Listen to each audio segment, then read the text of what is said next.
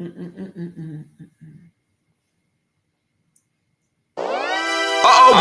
Yeah. Looks like they back for a fifth season, man.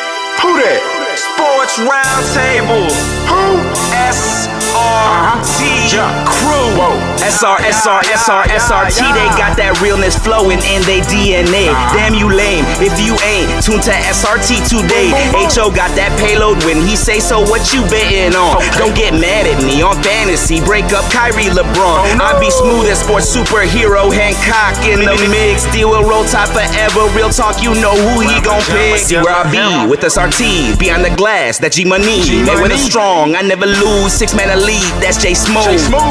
All you other sports radio shows is fake news. Believe it. Turn up your radios, cause it's time for SRT Radio. Yeah.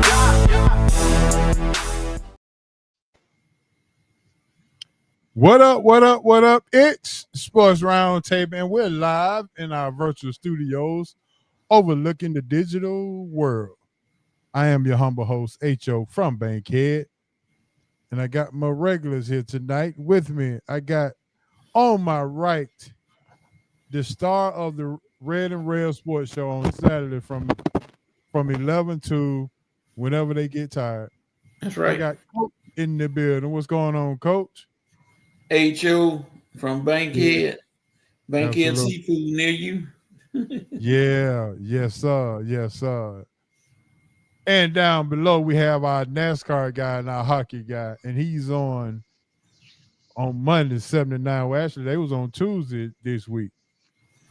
Yes, sir. My main man, the A in DNA Sports, Mr. Asa Brown is in the building. What's happening, Asa? What's going on? What's going on, HO? What's going on, Coach? SRT family. How y'all doing? Yes, sir. Yes, sir. Man, it's all is good, bro. All is good.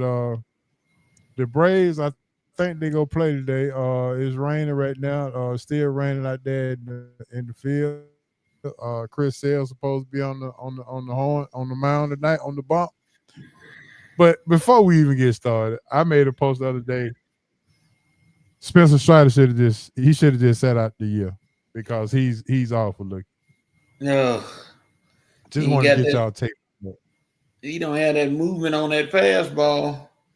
And a couple of guys are roughing him up pretty good. But yeah, saw we can't try to ERA is over 5 right now. That's every Brave, ain't except for Chris Sale. Look like it. Yeah, and Chris Sale started off a little rough, but he done calmed down and got to going. So, but yeah, Strider he's not Strider.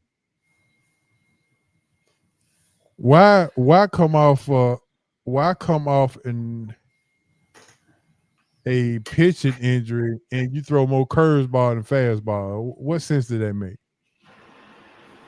Yeah. It's like the struggles of the Braves continue. It's just like, but shoot, they can't score no runs. They don't help them with scoring any runs. So I'm about to say it's everywhere, Coach. It's and HO. It's just, I mean, yeah, pitching is a problem, but them bats are quiet. They definitely, and then what's your guy's name you had on a couple of weeks ago? Bob. You know, they thin in the league, in the minor leagues. So only thing I see for them this year, man, is they got to be selling at trade deadline to see if they can get some prospects and move forward. When I mean selling, I'm talking about selling everybody. Everybody should be on the block. Whoa, everybody, huh? Yeah. Even though Acuna? Yeah. It's a tear down. It's a tear down moment, and I mean tear it all the way down and build it back up. Well, they made some coaching changes. I'm not sure if that's going to help, but I mean, that's the reason why I say they got to sell it, tear it all down, and rebuild from scratch. I feel like Snick not going to be here after this year. Did I read that Chipper Jones has come back as a coach assistant or coach advisor or something to that nature? I thought it was Freddie Gonzalez. Freddie Gonzalez that's coming Gonzalez. back. Yeah, he's the new third base coach, but I also read some Chipper Jones news too. I just hadn't been able to verify that, but All that's bad news for Snick. yeah, I agree. So, from what Bob has told me outside of being on the show, that Mark DeRosa could be a ideal candidate for the Braves, and I just wanted to throw that name out there and see what you guys thought about Mark DeRosa being the new manager of the Braves. Be it that he's the manager for the USA team. Now he's not a household name, but he is a name that fans recognize. So, well, then that would play into my theory of tearing it all down, selling, trying to stockpile as many, whether it be picks or getting assets from other people's farm system, and then being able to start fresh. To start fresh with someone who is coming in with the mindset of building up, and so if he's from the USA team, then yeah, that's what you kind of looking at. Because what you don't want to do as the Braves right now, you just don't want to be in. They about to be in that place where, shoot, the rest of the Atlanta professional teams are at mediocre. You're not bad enough to get anything, but you're not good enough to go nowhere. You know what I mean? Just just stuck in the middle. Stuck in the middle, yeah. Well, Coach, you kind of quiet on the Braves. What's your thoughts on DeRosa possibly being the replacement for Snick? Still trying to figure out why folk are happy about breaking up Kyrie and LeBron. No, I'm just kidding. Anything. Every time I hear that, I just laugh. Whoever came up with that rap, it's a thing. Snick gonna fall victim to the "what have you done for me lately" syndrome. So if he doesn't turn around and get them in the playoffs, even if he does get them in the playoffs, if they don't do anything, the fans are gonna be like, well, they're gonna say, hey, we may need to make a change, old Snitty, and get him on out of there. Bring Ron back. I don't care. Bring Ron Washington back. Well, that's what my auntie said. Bring Washington, Eric Young back, and we should be good. So, but we'll see. With that being said, man, it's time to move on and let's talk some sports. What up, Dez? Hopefully the new before we even get started, I forget this every week, but if you're on the YouTube channel, make sure you like and subscribe to the YouTube channel. And make sure you click on the bell to make sure you don't miss an episode when we come on each and every Wednesday. So make sure you like and subscribe, and we'll be all right. Yeah, Dad's right on that. Things ain't been right. They left. Yes, you show right on that for sure. All right, man. We got some hot news that we got to talk about. The NBA Finals. I'm about to say the NFL Finals, but the NBA Finals. Knicks had a new coach, and the former Falcons wide receiver come out with a new podcast. We didn't get to this last week, but we're going to get to it this week. And Julio Jones has made the SRT. He done made the show. Let's just put it that way. He said something worse than Gilbert. He said something worse than Gilbert Arenas. No, can't nobody go that far. I'm giving you a little heads up of who my there you go. Jalen Ramsey is in the news and possibly on the trading block. So Do the Falcon fan need to get excited, or I'm hearing going back to the Rams could be a possibility as well. So Are they gotta talk. done shopping? They done shopping Pitts? Well, that's a whole nother story, but we'll see about that. We definitely got to talk about that. Do you want to see Pitts here another year and let Mike Penix try to unlock some of his Pitts potential, or would you rather just move on from him and just call it a day? But that's a whole nother story. But we got some ballers and busters that we're gonna talk about. I think we done missed it for the last couple of weeks. So ballers and busters we'll talk about in our roundtable discussion. We're gonna talk about this NBA playoffs, and we'll let Asa jump in and talk about some Stanley Cup. If you are a hockey fan, let's talk about a little hockey. Jump in and talk a little hockey and see if we can get the Oilers a win, so the NHL can keep its value. Because as long as a Canadian team is winning, then the NHL is happy. And also, well, I mean, yeah. Go ahead. No. I mean, I'm with you. It's been going on almost a decade or longer since the Lord Stanley Cup's been in his homeland, and the last what is it, Coach? I want to say, well, we in 2025, right? Yeah. I want to say the last 8 years has been in the state of Florida. It's been warm. It's been kicking it with the retirees. Whether it be Tampa Bay Lightning or now the Florida Panthers. So I think the overall health of the NHL is good, but it would be nice to if the country who that's their number one sport could get their trophy back. Yeah. So that's something Florida holding on to it. Yeah, if it hasn't been to Florida, then it was out west in Vegas for a little while. It's been everywhere in North America except in Canada. Well, that's probably why they sending these Canada basketball players to Georgia. I mean, to the NBA.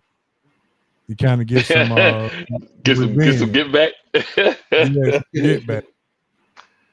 I don't know. I think every Canadian will probably trade that Toronto Raptor NBA championship for a Lord Stanley Cup with no hesitation.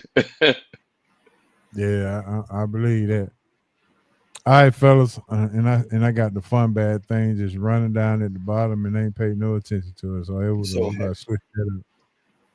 There we go. Coach thought he would go do some fun bag already early in the show.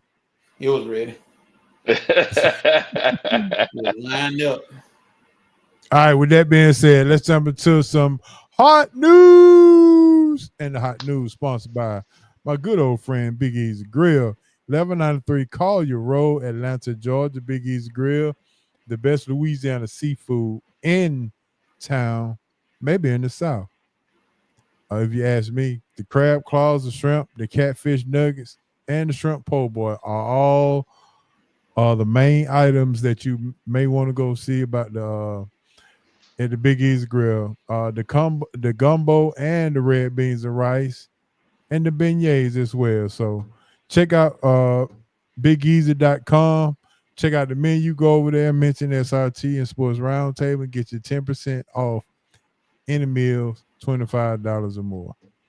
So there we go. Big Easy Grill. How about that? Jump on in. All right, NBA Finals. We finally got it. Indiana versus OKC. Now, I titled this show Two Small Market Teams. Now, is this the end of the super teams winning or trying to win the championship?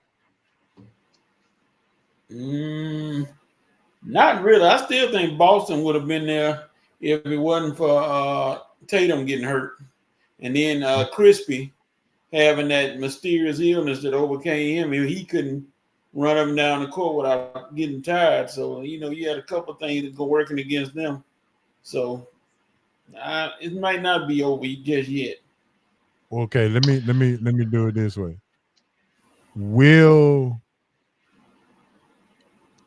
Is the NBA in a better place when the small market teams are in the finals opposed to a big market team? I think the NBA is in a better place when you got players that the general audience knows of. So as much as they want to say, well, San Antonio wasn't quote unquote that great for the NBA, Tim Duncan and Manu Ginobili and Parker became household names. So as long as you got household names and people that people know, I don't really care what market it's in. Now, with that being said, yes, it's better.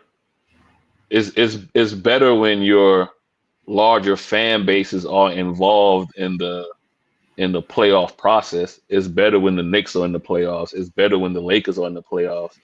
But I think at the end of the day, if you wind up with two teams that you have some household names that people know, I think the league will be fine. I think that narrative might have been true in the 80s and part of the 90s, but I don't think it's been. Is Cleveland a large market? No. No. Okay, then. So, but we knew LeBron James, like the buildup of LeBron James. You know what I mean? So, LeBron was bigger than the Cleveland organization. Correct. He was, they built him up. So, I don't think the market plays a part, but it's not as in play as much as people wanted to make it out to be.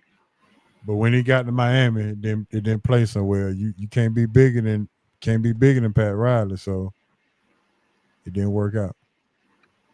But when he got down there, we knew that we people didn't know who now I can't call my man's name that was up there in Toronto when they brought him down. Who you Oh my talking gosh. about? No, I'm talking about player. Jimmy Butler. No, he was the third in that Dwayne Wade, LeBron James, and Chris Bosh. So yeah. people may not have known who Chris Bosh was. I mean, as far as the general population, people who follow basketball knew who he was. But he was up there in Toronto, lost. But people knew who Dwayne Wade was because Dwayne Wade had already been to a couple of finals. And on to your point, we may not have known who the coach was, but we knew who Pat Riley was because of all his success in the 80s as the coach. We knew who the GM was. So again, to me, it's not more about the market. The market is icing on the cake. Do you know the people involved? So just with that Miami thing, we knew who Dwayne Wade was. We knew who Pat Riley, who was the GM and basically the de facto coach was. We knew what was going on down there in 305. So, it's a storyline when it comes. I think the NBA is more of a storyline as far as the three major sports franchises, MLB, NFL, and NBA. I think the NBA is more of a storyline than everybody. So if NBA doesn't have a storyline, then that's where their numbers falter. Gotcha. Coach, before you speak on it, Dez is in the comments. If you don't believe me about that Big Easy Grill. Dez said it went Big Easy style. All right, Dez. Yeah, and you see what he gets. Get some old boudin and red beans and rice. Oh, he probably got some shrimp, I'm sure, and it takes 2 bites to get rid of 1 shrimp. That's right. So we're gonna be there Thursday for game 1. tomorrow for game one? Yeah, we can. Well, shrimp etouffee. Yeah, come on, coach. Get on out. Let's get to the Big Easy for game one. Oh Lord. I don't know where you at, coach, but you know what? I'll come pick you up. How about that? Don't say that, brother. I'm putting you on blast now.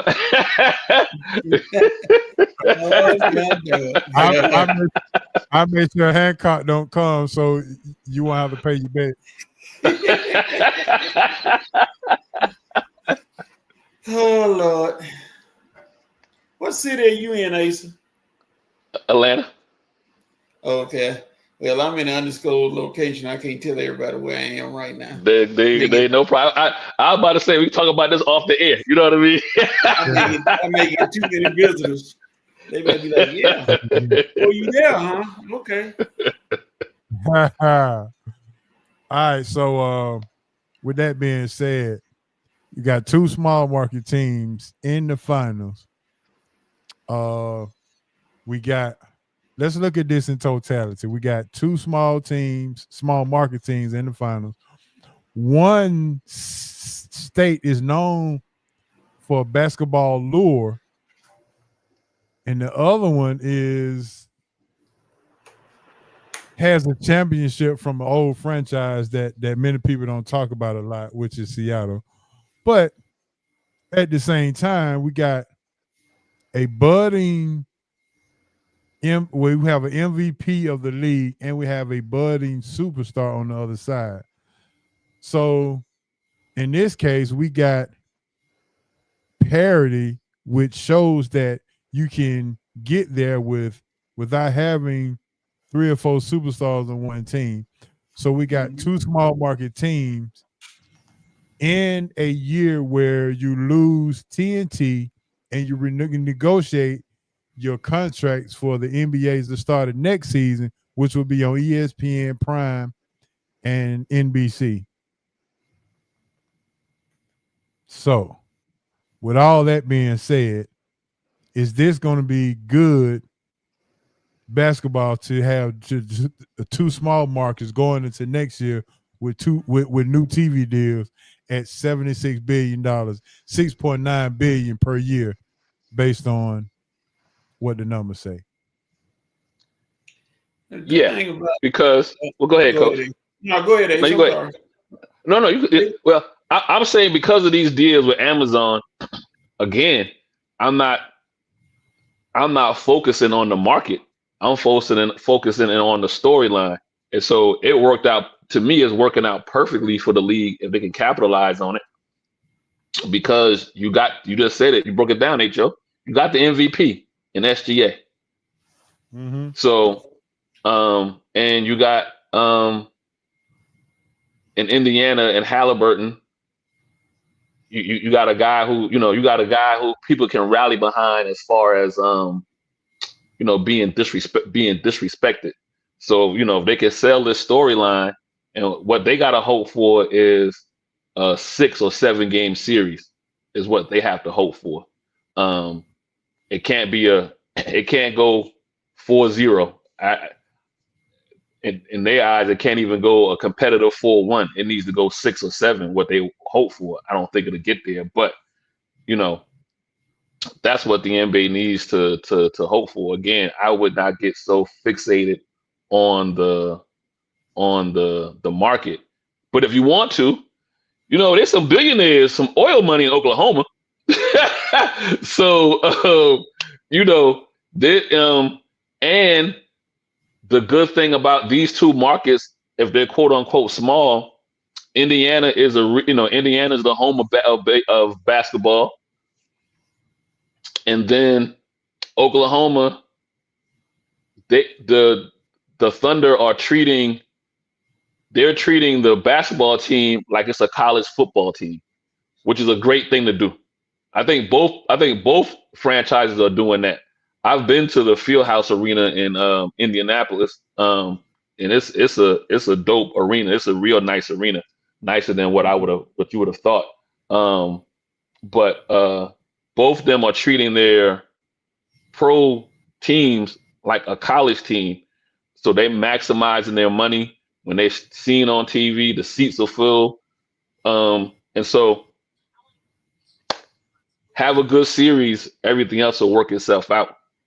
But to your point, it's falling in line with Amazon now. Because the way these deals are made, either I think everybody for the most part has. If you're going to have a streaming scenario, I take me for instance. I have 3 streaming. I have the Hulu Disney package, and then I have the Amazon. I steal a couple of other ones or share, but the ones that I pay for, you know what I mean? So with the Amazon, everybody will be able to see the Amazon package everywhere. So to me, that's a good thing for the league to be able to see the product everywhere instead of just on Sundays or on TNT when you either got to have a particular cable package to have TNT. And if you don't have that, then you're not going to be able to catch the best games during the week and so forth and so forth. All right, Coach, it's on you. What you got? Yeah. It's just a matter of both teams play similar styles. So it could potentially, and I think people got tired of seeing the same old retreads in the finals. So you got 2 new teams. Now you got 2 new faces, a lot of new faces. And you got could be potentially some good basketball being played. So yep. I think it's a good thing when you get new teams and it's just the same old folk in there every year. But I know, so we're gonna see how the audience is the first night. I think, how that. I know Oklahoma City gonna pack the place out. They're gonna have everybody. Oh yeah, it's gonna be blue and white or white and orange. Like I said, it's gonna look like a theatrical movie going on up in the stands. The way they, you know what I mean, the way they have their fan base, everybody engaged. So, and then you're gonna see the exact same thing when you get to Indiana.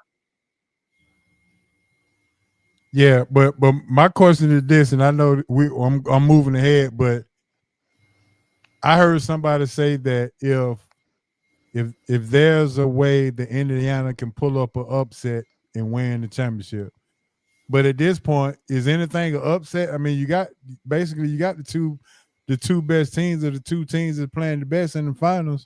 So how can it be an upset? It's an upset because Oklahoma City was the best team in the league from start to finish. Yeah, with a 6-8 win.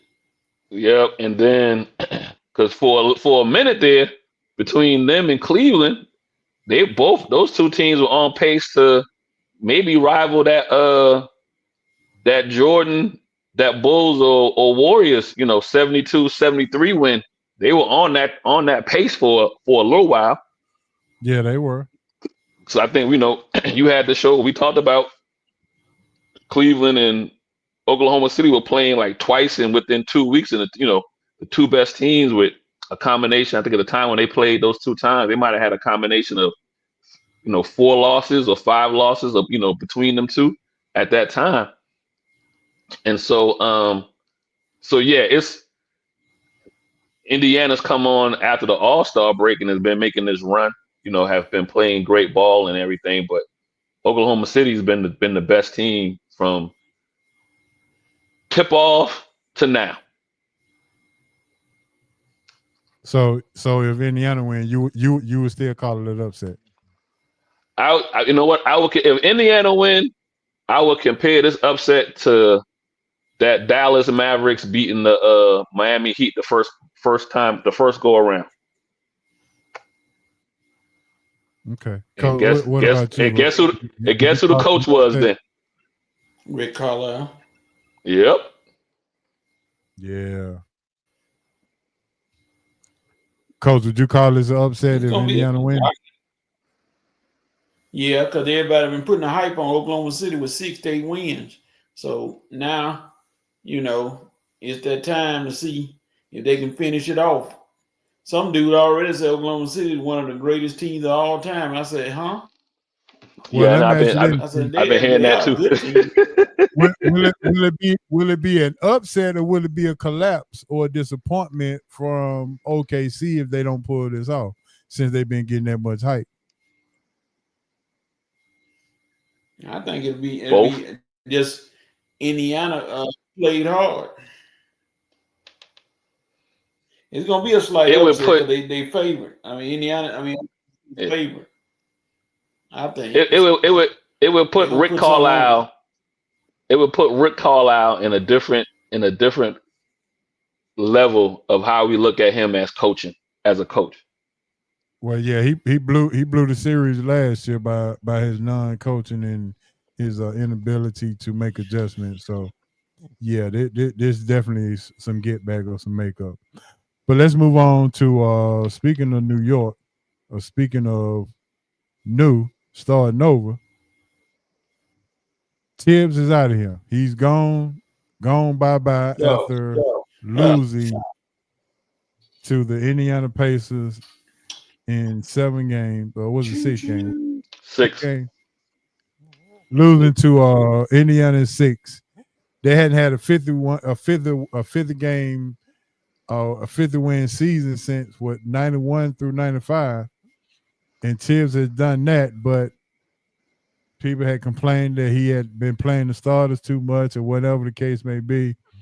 He had arguably one of the best players in the league in Jalen Brunson, and they moved around and got Cat to go with him to try to make this run, got him to the Eastern Conference Finals, but just wasn't enough. Fair or unfair that they let him go? Coach? Unfair. Unfair because of? When was the last time the Knicks win the Eastern Conference Finals? Oh, How many? I finished 99, I 2000. years for the championship, but Eastern Conference, Okay. yeah, something like that. For the Eastern last Conference, time they won 8 games. What was that last one, Coach? Last time they won 50. 90. Oh yeah, 90, 94, 93, 94, 90. 94. Yeah, 93, 94, yeah. So your coach got you to the highest height you done been in over 20 years, and it's his fault you didn't beat Indiana? Really? Cat Towns, Mr. Zesty, and Dang, Coach, I'm gonna have to put you on boy. Stop, Coach. And OG Anunoby can't hit free throws, and you can't seal that game one that you had won. I mean, that's not his fault. I know everybody want to say, well, he didn't play everybody, all that, but they still was in the hunt. They still made the 6th game. They still made it to the Eastern Conference Finals. I don't want to hear that. Well, they beat Boston because what's his name was hurt. Okay, what to do? They won. They won. So it was very unfair. It was ridiculous. And people around the country, writers and experts and everything, say it was ridiculous that you threw it all on Tibbs and said it's his fault they didn't get to the championship finals. And I agree. It was pathetic. They fired him for no reason at all. Now, Lou Williams brought up an interesting point. No, not Lou Williams. Mad Dog Chris Russo brought an interesting point. If he had lost to the Celtics, he would have still been the coach.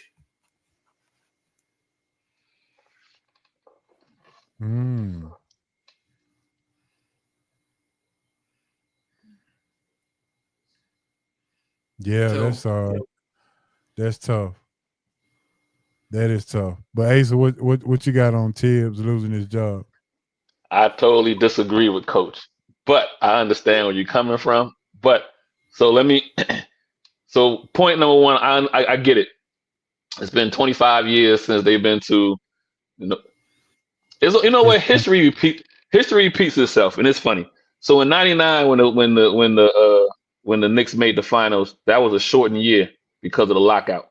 So they wound up being the AC, beat Miami, made it to the championship round. Unfortunately, Ewing tore, was at the end of Ewing's career. He got hurt and they ran out the building by San Antonio.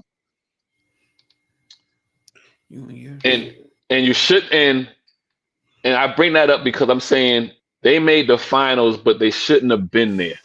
But when you get somewhere, the expectation is, oh, you should be there the next year. And I think I brought this up last week, HO, but I'm gonna use the Atlanta Hawks. When the Hawks made the Eastern Conference Finals a few years ago, everybody was like, oh my Lord, the Hawks here, we're gonna run it back, we're gonna do XYZ. And the Hawks have been downhill since then because they should have never got to that point to begin with, because Philadelphia and Doc Rivers, did everything but try to win the series, right? The same thing's playing out here now. You look for the Knicks, how history can repeat itself.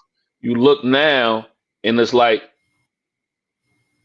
he would have gotten fired, in my opinion, if they had lost to the Celtics. The Celtics did everything but win the series. They did everything not to win the series. You can't go, and this is a true stat, coach. Those first two games, them cats were 25 or like 105 in 3-point shots. I'm going to say it again. 25 for 105 in 3-point shooting. The Knicks didn't do nothing other than watch Boston build a house for 2 games. Build the house, build the driveway, build the in-law suite in the back. And then they won the game. So all I'm saying is Tibbs have been there for 5 years. For New York, you got to be like, okay, you don't want to say publicly we got lucky. Nobody wants to admit that you got lucky to get to the Eastern Conference Finals. They're never going to say that publicly. But behind closed doors, they got to be like, yo, we were supposed to have been home. We wasn't supposed to be in the Eastern Conference Finals. So if Boston did anything like a normal basketball team would do, in we would have been out in the second round. Shoot, we probably could have been out in the first round against Detroit. If you go back and watch Detroit, shouldn't have took them 6 games. So I feel like New York letting him go was like, hey, you took us as far as we can go. We got to bring somebody in that can get us over the hump. Now, who that may be, we can have that back and forth.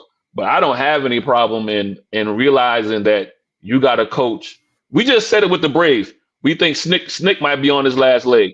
It is what it is, right? If somehow the Braves make the playoffs this year and get to a seventh, and be able to play, do you think we should keep Snick one more year? That'll be tough. Exactly. So that's how I feel like the Knicks feel about Tibbs. Okay, yes, you guys to Eastern Conference Finals, but you only play 5 guys. And he actually did himself in when he started to play the guys on the bench in game 5, and those guys look good and look fresh. Everybody's like, well, why weren't you doing this early on in the year, or early on in the playoffs, or early on in this series? Yeah, Asa, first of all, I thought it was established last week with the young man that was here last week, the young fella. You don't disagree with what I said, first of all. That's already a threat against you. I done made it clear, but you keep doing it. But that's okay. That's a college debate. Number two, was it Tibbs' fault that Boston shot so bad? No, it's not his fault. But you can't say he did anything. But you can't say he did anything to win that series, though. Yeah, he won. He won let it. me ask you this. Who told him? Did anybody tell him to trade 4 first-round draft picks for Mitchell for Bridges? He's been there 5 years, though, Coach. I think sometimes we act like Tibbs only been there 2 years, and it's like, oh my God, you know what I mean? He's been there 5 years. Now, granted, each year he's been there, it's been an improvement. But at the same time, say that again. I said each year he's been there, it's been an improvement. It has been. Like I said, but you also got to realize, okay, we've hit the watermark that we can go. We can say the same. Mark Jackson had Golden State running for a little bit, and then you realize that those boys.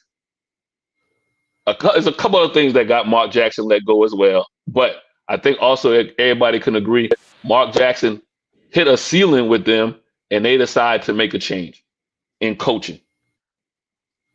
I think New York just makes the right coaching change and doesn't do anything with their roster, and that coaching come in and incorporate the remainder of the bench.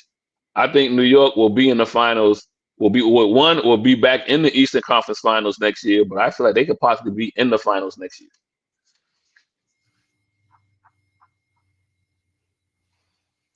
Well, all right. And it's not like HO, and it's not like we haven't seen this happen in any other sport.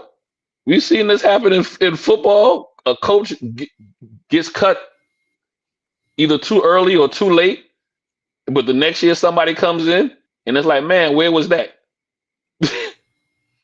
Right. I agree for sure. But either way, well, let me give my 2 cents on this real quick before we move on. Anybody who take a New York job has to know that the weight of New York is on your back, and New York will exercise the at-will statement as soon as possible. They done had Isaiah Thomas. They done had Derek Fisher. They done had a whole bunch of coaches in and out. D'Antoni. Yeah, they done had a plethora of coaches now. What's that guy?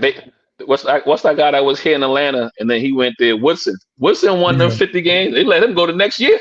So you got to know that if you do not win in New York, if you do not live up to the expectations, then your job is going to be on the line. Simply put, bottom line to it, that's the expectations. You don't like it, don't take the job. But that is exactly what happened. So with that being said, it didn't shock me. It didn't shock me at all. Now, what is more intriguing that they kept Leon Rose, who made the deal for Mikal Bridges, and got rid of and moved on from DiVincenzo. And he the one made the deal for Cat, who is not known for a defensive player, and he definitely got outplayed by Miles Turner. And Jalen Brunson, as good as he is offensively, he's just as bad defensively as well. So, I mean, you making these marks and you're doing this and that, and you're bringing in all these people to get the hype up in New York. But at the end of the day, it didn't work out. So Leon Rose still got his job, but Tibbs is out of there. And Tibbs is a defensive coach, which is shocking to me that they allowed Indiana to score, who averaged it. What, didn't they average like 110, 120 points during the series? Mm-hmm. Yeah, so that's what got him fired, the lack of the defense, and he's supposed to be a defensive guru. And hey, guess what though, H.O.? Guess what, Coach? Guess what, H.O.? There's 9 men. There's 10 guys on the team. He only played 5. I'm the GM. I give you 10 guys, and you haven't figured out half of the team on what I gave you. I seen this meme the other day where it was like the guy was like, I dated this girl and all she make every day is chicken Alfredo. Like, so I got 5 other guys that you haven't. I think in this series against Indiana, in game 4 or game 5, when he started. Oh, what's the center's name? I think that was the first time that lineup had changed. Yeah, that was the first time that lineup had changed all season. All season. Come on, Coach. We in game 100 now. You've been running the same 5. But were they quality defensive players? You say he's a defensive coach. Were they quality players? I have no idea because I ain't seen the other 5 guys play. I have no idea. He don't even know. You can get him players. You can get him players, but are they quality players? Are you trading for players that's going to help what he's trying to do? We have no idea, coach, because he ain't playing. We have no idea. If they didn't make the trade for Anthony Towns and they kept Randall, do they still lose? Yeah. I don't think, and I say, you know why I say yes? I don't think Randall finished the season. Randall didn't finish the season before they traded him. He's a better defender. He's a better defender than Towns.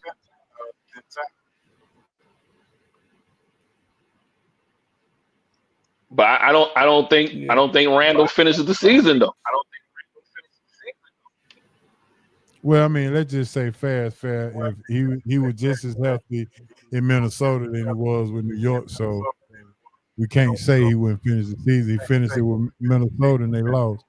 So if he would have finished it with New York, do you think they would have lost to Indiana, even if Randall was there and not Towns? Yeah, I just think Rick Carlisle. I think Indiana had a better team and they used their bench a whole lot better. He was able to move pieces around, and I don't think people really realize how good Siakam was, and 2, they didn't realize how good the bench and Naismith and all them other guys coming out of the bench for Indiana.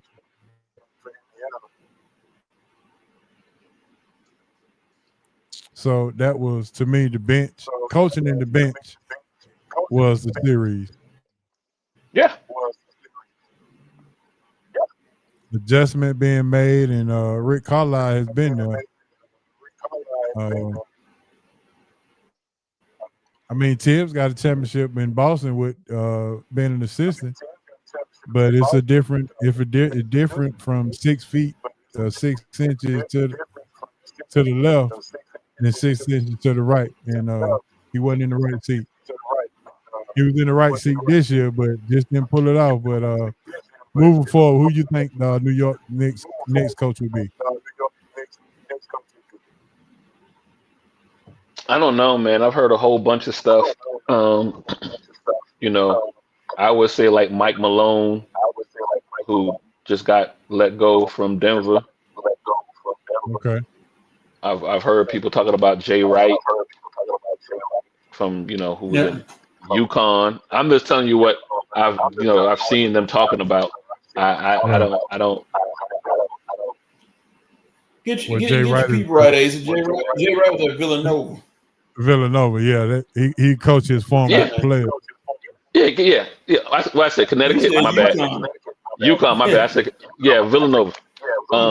He's a jerk anyway, so. So it's but it could be somebody right there on the bench. Well, Bronson. What's that, Joe? I said Bronson. There was a suggestion of somebody, but you got to move heaven and earth to get him, and he would be perfect. Udoka from Houston. Oh, okay. Yeah, you gonna have to do some moving to get him. Would he want to let him go anytime soon? But hold on. So after the crap he went through in Boston, do you think he want to put himself in a position to go to New York and face that kind of pressure? Man, that man can coach. I don't think it matters, but I think he can coach. He's a coach. He's a good coach. He good in Houston right now. He got a young nucleus. They got some draft picks. They got they got some money. Why would he leave Houston to go to New York with that? Yeah. The pressure's not there. like you were saying, HO, you don't have the pressure there. With And the he built media. the Houston team himself. Yeah. So Yeah. I know why. I mean, I understand why Boston had to get rid of him, but I feel like if he had stayed, Boston might be on their working on a third chip in 4 years or whatever the case may be. Yeah, that's So, a good point.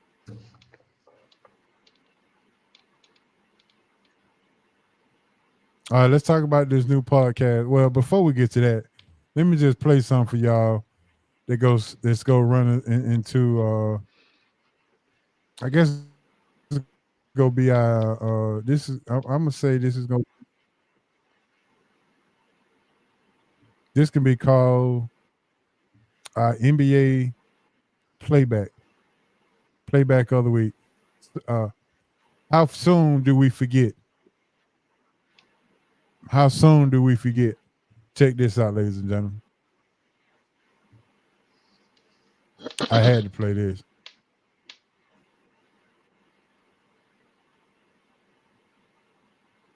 You watch him get up because he thought somebody kicked him, right? Yeah. Got up, went to the free throw line. You watch his face. There's no grimacing, no nothing. And again, one of my favorite players in the NBA, Jason Tatum. Pop. I mean, he's rolling around. You can see the agony. He's on a wheelchair. I was like, first of all, Kobe would never be wheeled out. Paul Pierce. I'm saying no names, but Kobe would never be wheeled out, right? You know what I'm saying? This man, and B, you said it, the most gangster shit I've ever seen, walks up, makes the 2 free throws. Makes them. Makes the Key free point. and walked out. Didn't get somebody to help him. Now of course you got a torn Achilles. You ain't walking normal. He walked out. You will never see nobody Don't touch me. in this Don't league touch me. today. And nobody went towards that him. will walk out like that. You will never see that again. That's the most gangster shit I've seen. He just had a smooth. in the NBA. He had a smooth 1973 limp. Byron Scott, this is a family show. I'm gonna have a send a swear jar to you. But that was just a clip of showing how tough Kobe was. And maybe we forgot that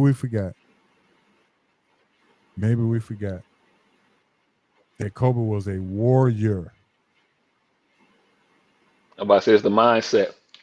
And it didn't dawn upon me to until he broke it down. I'm like, cause I done torn my Achilles too, and I mean I walked, but I wasn't walking like that. But just think, but I don't think I could have. I don't think I would have shot. Could have shot no free throws either.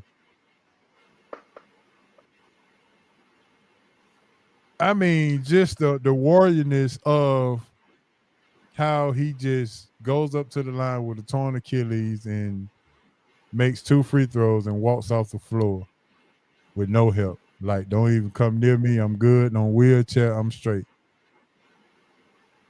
And I think sometimes we forget how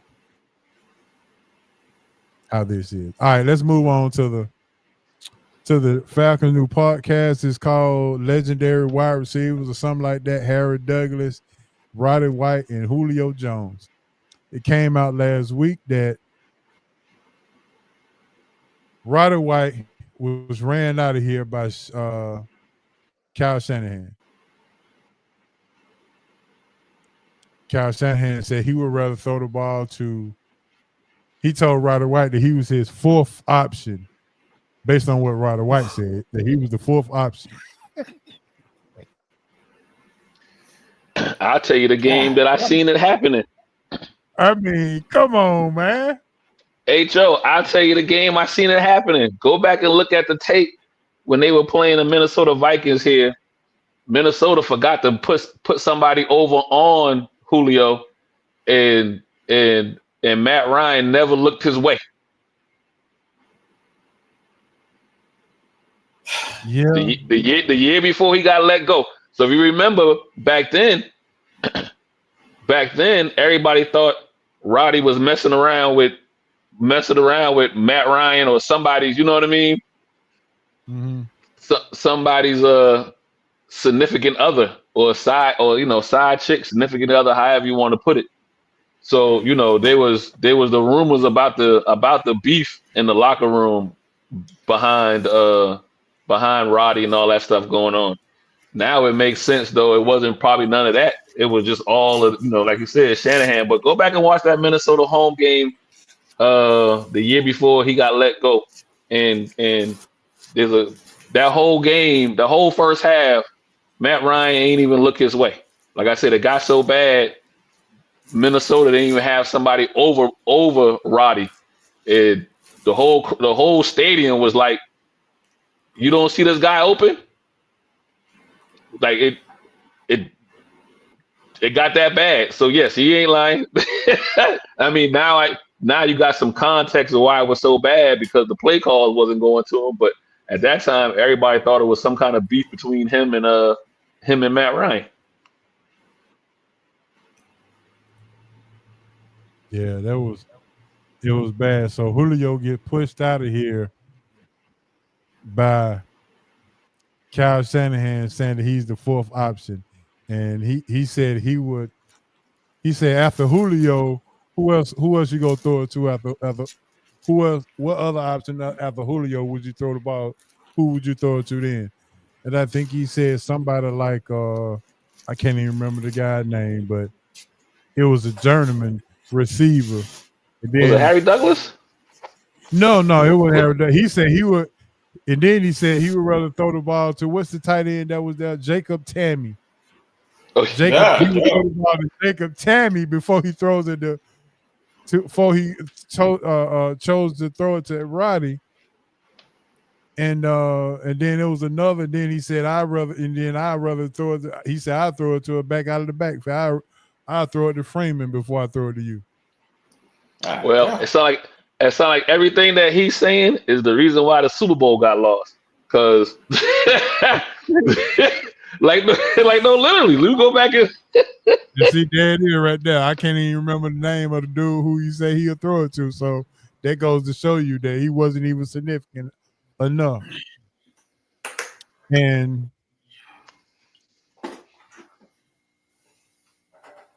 man, my thing would be when these coaches and when these coaches come out and this is all what Roddy is saying now. I'm sure Shanahan won't even confirm or deny any of these things, but at the same time, I don't think Roddy will have anything to lie about. But it was bad. It was horrible that Roddy White wasn't even on the 2016 team that went to the Super Bowl. Now, if he's on that team, do we have a better chance of winning or keeping the lead?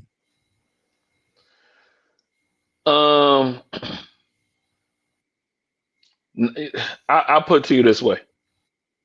The Shanahans are an arrogant coaching family. Now, Daddy Shanahan got those 2 Super Bowls with the zone blocking and TD fell into their lap. Well, he went behind your man back to get the job though. Like I said, coach, what's his name? He coached here in Atlanta as well. He done passed away. Yeah, he passed away. Dan Reeves. Dan Reeves, yeah. Yeah, so that was crazy. So yeah, that's piss poor.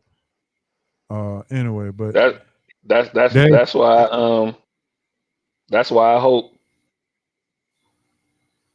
Shanahan never taste the sun anyway. Don't never taste the Super Bowl victory. Don't never taste one. He don't get one with San Francisco. I don't think so.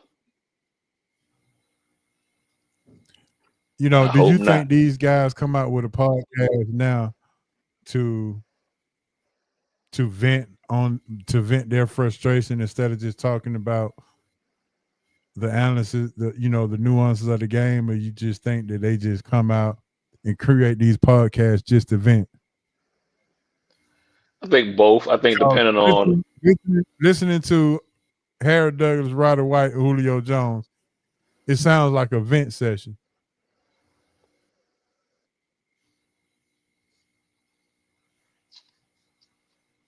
I mean, it's all about how you want to get people to tune in, right? So, so some of that is going to take you behind the scenes, and then how personal do you want to make it?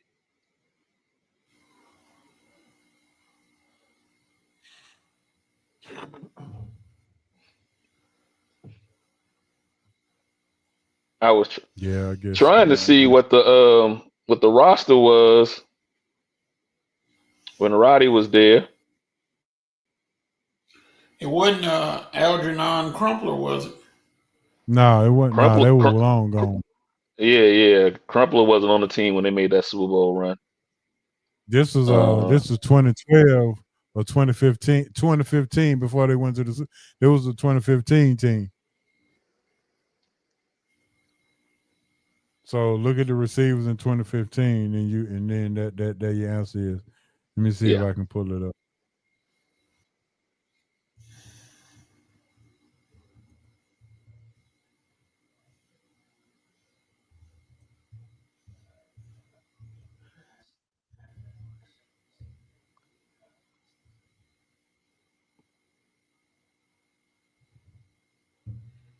Yep. So it was pretty bad when he came out and said that. So we go. Leonard Hankerson, that was the guy. Hankerson. Yeah. God. Good Lord. Hankerson and Justin Hardy. So Shanahan told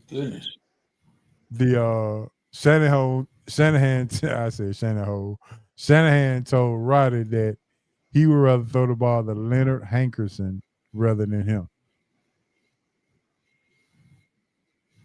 Yeah, Justin Hardy, Hankerson, and I done talked my way into a boy stop or a bust. But no, I got one for that, so I'm not even go back off that one. So hey, it is what it is.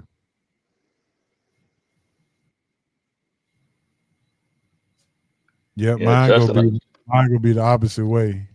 Yeah, Justin Hardy was a punt returner, wasn't he?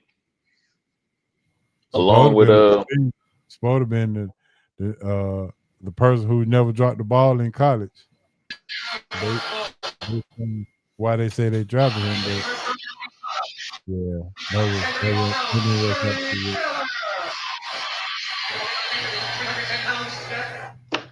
yeah, that's rough.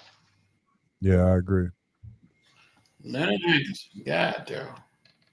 All right, Jalen Ramsey. Where did Jalen Ramsey go? Does he stay in Miami? He go be on the move, or what we doing with Jalen Ramsey?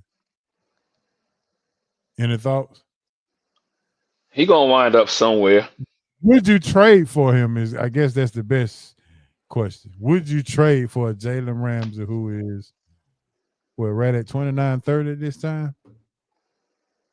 Let me see. If I trade for him, I wouldn't trade for him to be a corner. I trade for him to be a defensive back, safety, free safety, or whatever. But I don't think I would trade for him to be cornerback anymore. I don't think he has. He is 30 years old. I think teams might use him the same way they would use a veteran quarterback. Let's see if I come out of OTAs, or if I come out of preseason healthy, and if I don't come out of those. Is 30 years old for a defensive back? No. I think it's old for a corner. I don't think it's old for a defensive back. Oh, okay. That's the reason why I say if I get him, I'm not playing him at the corner position. Well, you got Bates, and you drafted 2 other safeties, so you don't really need him now. If you trade for him at this point, you just trade for his name. You're not really trading to get his abilities and his skill set.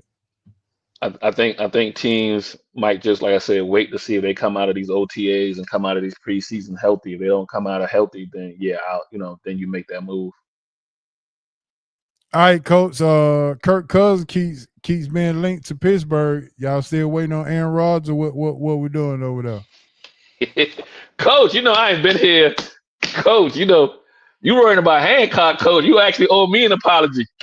Yeah, I told him that, and I said, Coach, Asa said he go far right in your lap, but y'all didn't take him. Coach on mute right now. I don't know. There you go.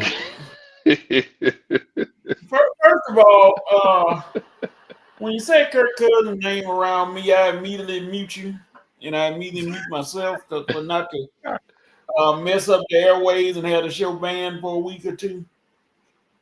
Because Kirk Cousins will not be a Pittsburgh Steeler. So I don't know why that name keeps coming up.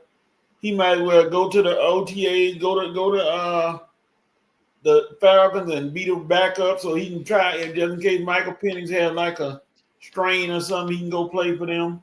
But no, Aaron Rodgers has been signed. He's just not coming in right now. That's all. Oh, okay. So we getting breaking news right now?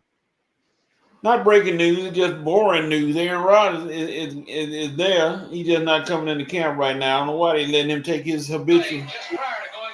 So, but So when opening day start, Aaron Rodgers will be the quarterback for the Steelers. Yes, sir. Okay. Yes, You heard of him first, Asa. Oh yeah, I mean, listen. They're gonna have to see something twice a year up in that Cleveland, Ohio area. Somebody gonna win that. Somebody gonna win the. Well, you might just see him once this year, but then moving forward, you're gonna see him twice a year after this season. But it is what it is. Gonna get reminded. Wait a minute. It Kyle Dillard. I'm not Kyle. Kirk Cousins.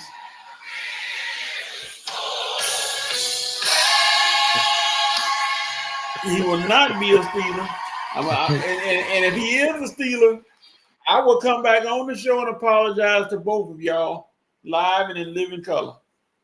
Nah, we want some shrimp. I will. Hey, no, you might want to go with you might don't want to do that because that shrimp might not taste as good. No, sir. All right, man. With that being said, we're gonna move on and jump into our baller, busters, and boy stop. Go ahead and put your ballers and busters and boy stop in the chat. I see Dez already done gave his boy stop to Kyle Shanahan already. So, all right, I'm gonna go ahead and start it off. My baller this week goes out to the TNT crew, man. A great way to end a great run. Since 1989, the NBA on TNT was birthed. And I don't know if a lot of people remember, but it was actually Ernie Johnson's show, and he brought in people, and a lot of people didn't make it. But Kenny, Charles, and Chuck, Chuck, and Shaq stayed around, and I think Shaq was the last one to come on. Yeah, Shaq was the last one to come on. So they had they did a great job for that 25 years that they 26 years or something like that. Since 89 to 2025. That's 25 years. Yeah. 26 years, something like that. But either way, TNT, shout out to TNT. They gonna move over to ESPN and take some more jobs from somebody. So, hey, it's well deserved. They did what they needed to do. So TNT, the crew at TNT, the whole crew, especially Ernest Jones, to get my ball award for this week. Oh no, HO, they're not taking jobs. Somebody said that they're gonna have their production is gonna stay in Atlanta.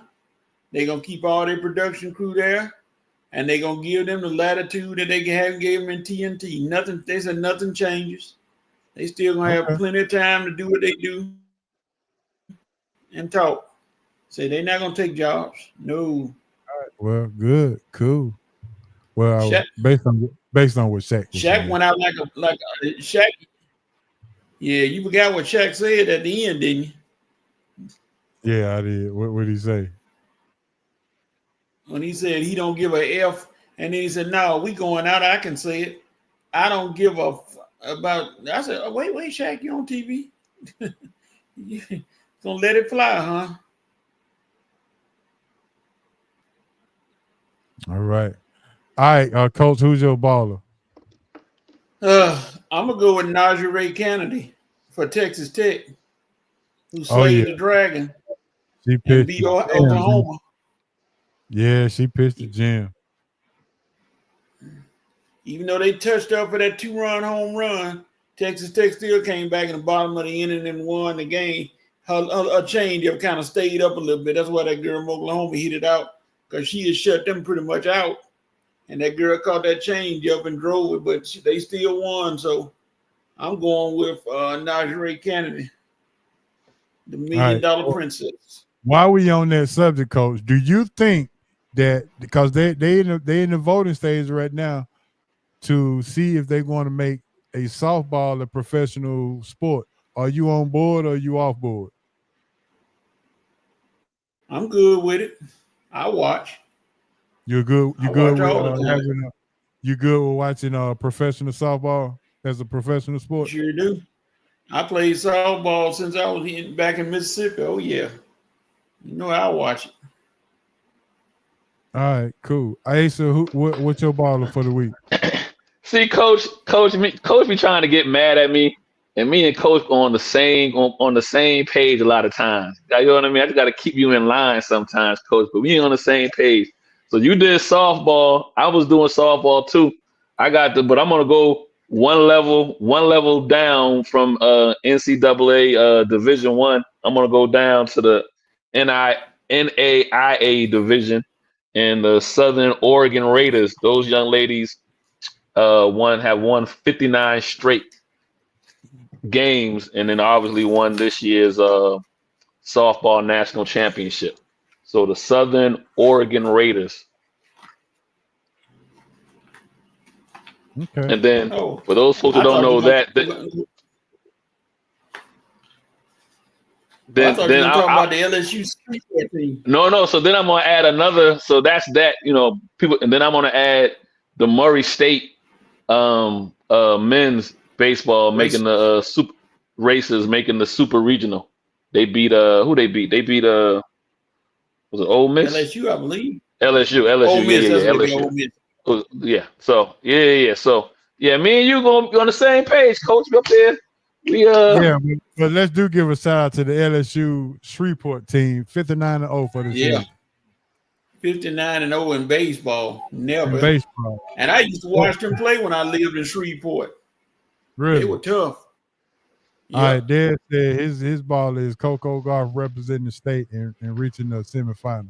Semifinals, yeah.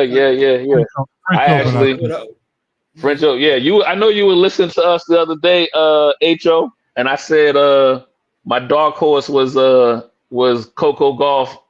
Yeah. Winning the and my counterpart looked at me kind of crazy. Well, here she is. Yeah, she's right there. Yeah, she's right there. Yeah, she represents Coco. Sure. Coco with your fine mama. Lord, how much? Coach, Lala go get jealous, Coach. It don't matter. Seriously, I used to work with a mama at Pickett Elementary over in Atlanta. We used to work together teaching. Oh, okay. Yes, that was my buddy. She did some stuff on for my PE class one time. I ain't never seen a woman get out of her high heel shoes with a skirt on and walk a balance beam like she did. And I was like, I was just sitting there with my mouth open. Glad I didn't drool over the kids. It is. All right, here we go with the bus. The bus. She was an athlete too. That family is athletes now. Her mom was. Oh yeah. You all right, Coach? You sound like you entertained. Flashback. Yeah. I don't. No, I'm just trying to think of my buster. I had somebody in mind, but I'm trying to think who could be a good buster. My buster and Bust Stop will come from the same podcast. My buster is Kyle Shanahan for doing Ryder White the way that he did him. That is my buster. Yeah. Sure. Yeah. Ryder White didn't deserve that. He's one of the greatest Falcons of all time. Let's be real. Let's keep it 100. Ryder White did his thing in Atlanta. And Ryder White said the 2012 team was the best team in the NFL. They just didn't win the championship that year. That's the year they lost to San Francisco in the Dome, right? Mm-hmm. Yeah. Just the fake, the no call pass interference on the goal line for Ryder White. Yeah. All right. All right, so yeah, that's not my buster is Kyle Shanahan for that reason. Let's see, buster, all state of Georgia baseball team. Oh wow, okay. Yeah, go. Yes, sir. Sum it up, Dad. I don't blame you. He said they all play. Yes, sir. All right, Coach, who you got? I'm gonna go with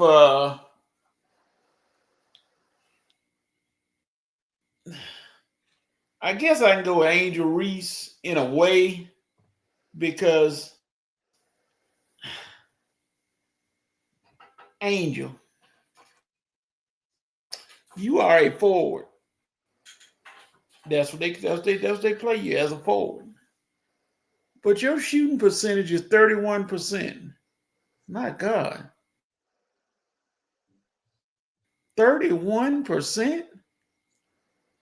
And you under the goal and got better working on your mid-range game and your post play, and it's supposed to show. You know, I know they talk about your rebounds. Okay, you're going to get your rebounds, but good Lord. 31% and you 5 feet from the basket?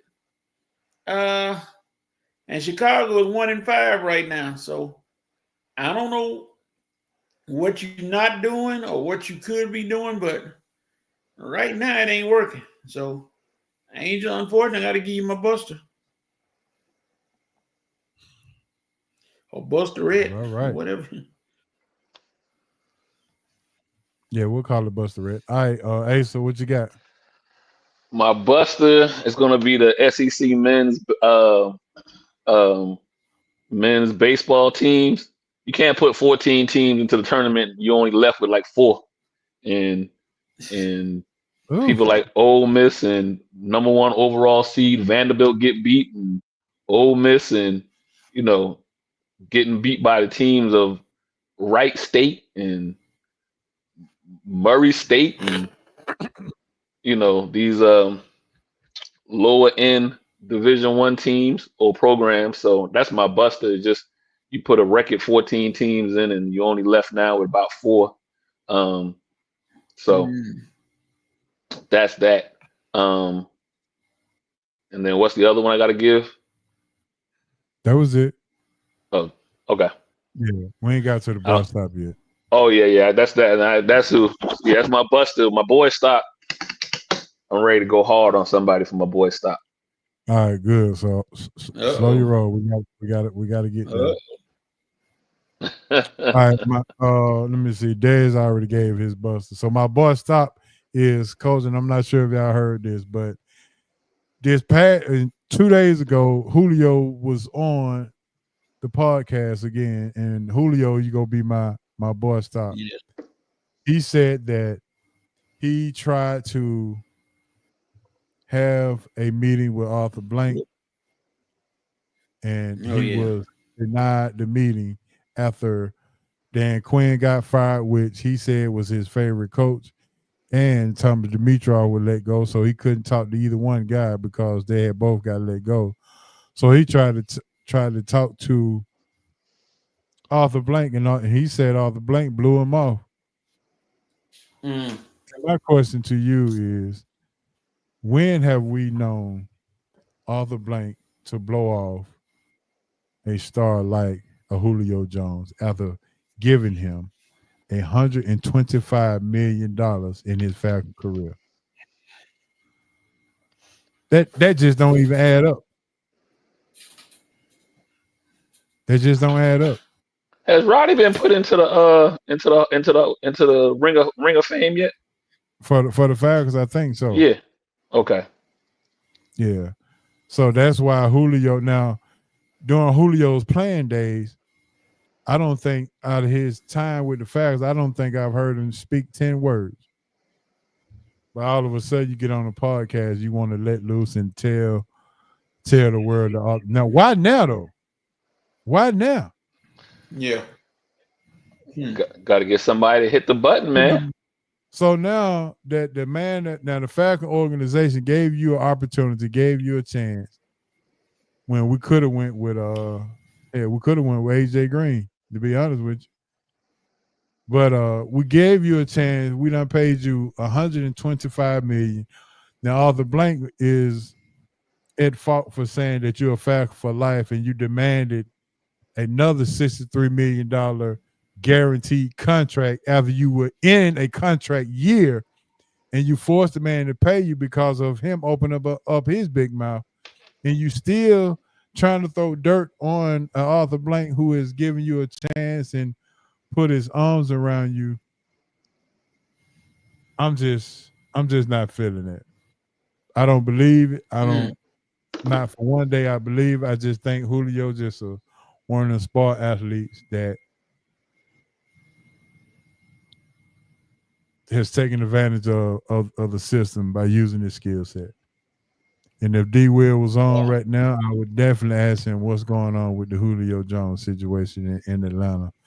Why is he coming out now talking about what did and what did not happen? Yeah, so, and that's the way he left it. That's the way it ended. And now I'm not sure if he would even be inducted into the Ring of Hall of Fame for the Falcons based on how he ended that relationship. And now that he done added a little gasoline to the fire, I can pretty much guarantee you he might not even. That's I asked Roddy White, but I meant Julio. Is Julio in the ring already? That's right. No, he's not yet. Yeah, he didn't come to Matt Ryan's Ring of Honor, but I was just about to say no, because I wound up going to that game, and he wasn't there. Roddy was there, so yeah, Roddy was there. Yeah, Roddy was there, celebrating and making it happen. A few other people, yeah. Mm-hmm. But that's my boy stop, and I hated to do it to him, but I have lost with that statement, with just watching that. I have lost a lot of respect for Julio Jones. Just brought on with that situation, with that. I mean, you don't crap on the dude that made you a millionaire, made you a superstar. I mean, you're a first ballot Hall of Famer because of this man taking a chance on you. So, selfishness at its best and spoiledness at its best as well. Unappreciative, spoiled, and frankly, just a terrible example of how an athlete goes about his business. So I'm done ranting about it, and that's that. So, Coach, I'm gonna let you go for your boy stop. My boy stop gonna go to TKO Sports, who seem to be passing the buck, and I'm talking about professional wrestling, about how they ended the career of my boy R-Truth, Ron Killings, who was one of the most popular guys in WWE, and all of a sudden you decide to let him go, which is one of the crazy. Now they passing the buck.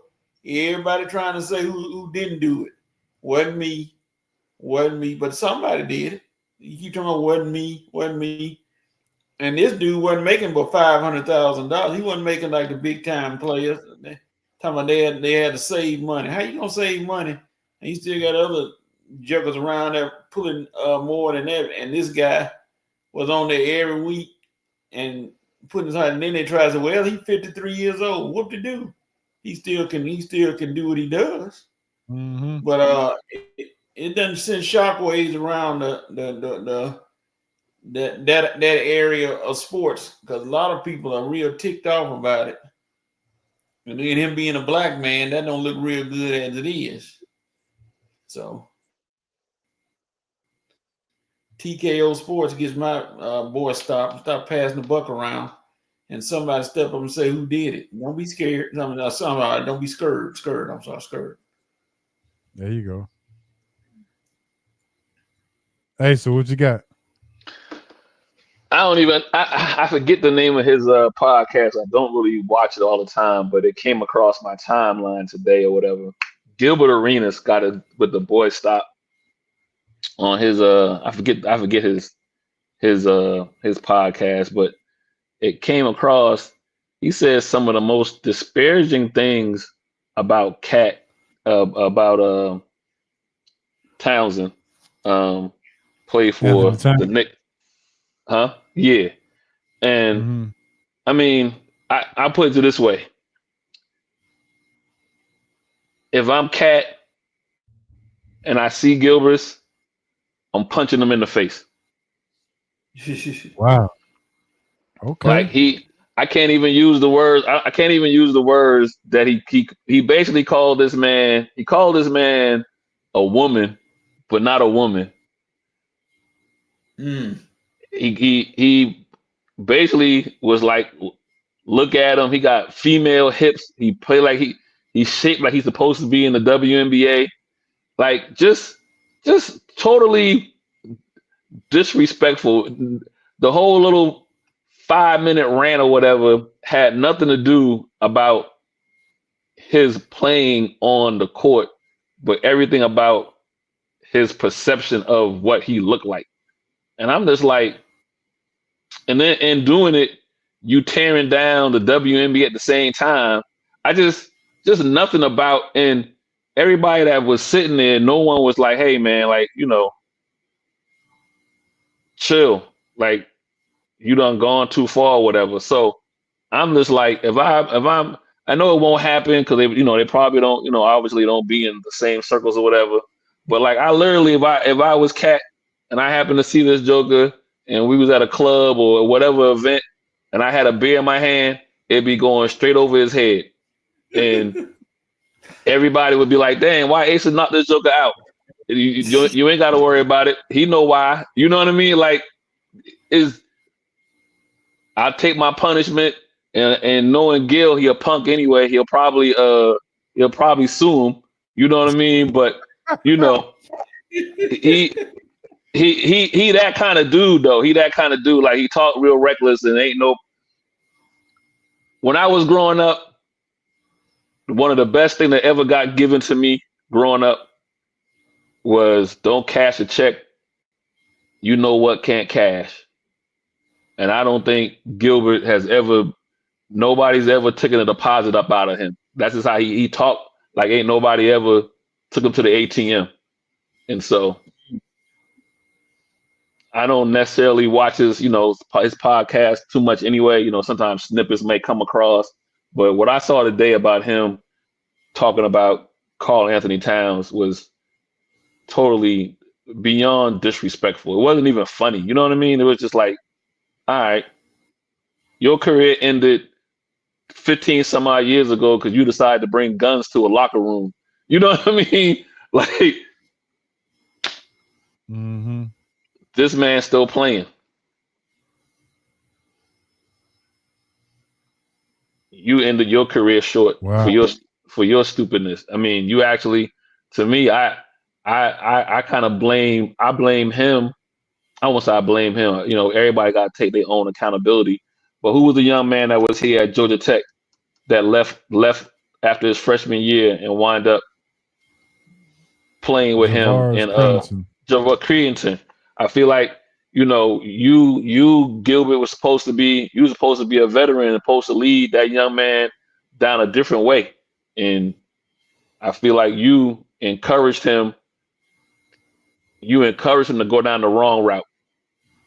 Now again, I'm not, you know, Javar's got to take his own. You gotta, you know, stand on your own decisions. But at the same time, I don't think he, you know, people within the Washington organization did him any favors, particularly Gilbert Arenas. Yeah. So he's my boy. Stop for the day. Yeah, that was bad. Yep. Old Gilbert. Shame on him. My man. Just call that man everything under the sun. I just was like, man, what that man do to you? Mm-hmm. Like I said, if I was Cat, I'd take them charges. He's gonna get knocked out. Oh, take the I can't, Coach. I can't repeat like the words he called that man. Those are fighting words for me. I don't care how big you are. I don't care whatever. Like this, we all got certain words. You just don't say that. You know, we all got our 1 or 2 words that, all right, that's for real. Okay, you're gonna have to prove it. And he said multiple words. Like, I hope Cat never hear it, but if he do, it's on site. It's on site. Oh yeah, I gotta go back and listen to that. It's Will Smith to Chris Tucker on site. Like, I don't care. We on TV. It's on site. You gonna do something bad to him. Chris Rock. I mean, Chris Rock. Yeah, Chris Rock. It's on site. You about to start some rumors. But you know what I mean. With HO, it's on site. We all, like I said, we all got our pressure points, man. You just don't let nobody. All right. With that being said, it's time to let's get Ace off of this off so he can. I'm ready to go to war for Cat. I'm ready to go to war for Cat. That's right. Let's get our roundtable discussion, man. We're gonna talk NBA. Got an NBA. Actually, I got an NBA question of the day for you guys. All right. All right. So the question is this. How about I forgot he played for that team. Name an athlete that played for a team that made him look fun in that uniform. Oh man. Ooh, I got a few.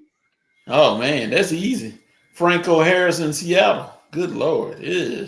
I mean, I got Dominique at the Clippers.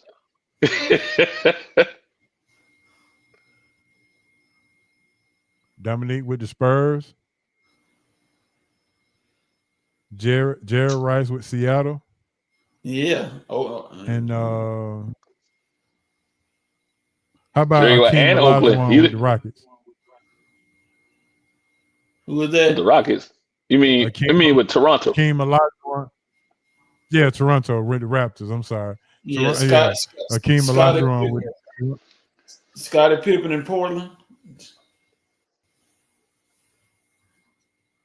Yeah. Jordan in Washington. How about King Griffey with the White Sox? Yeah. Oh, I don't even remember that. He must have been there for one season only.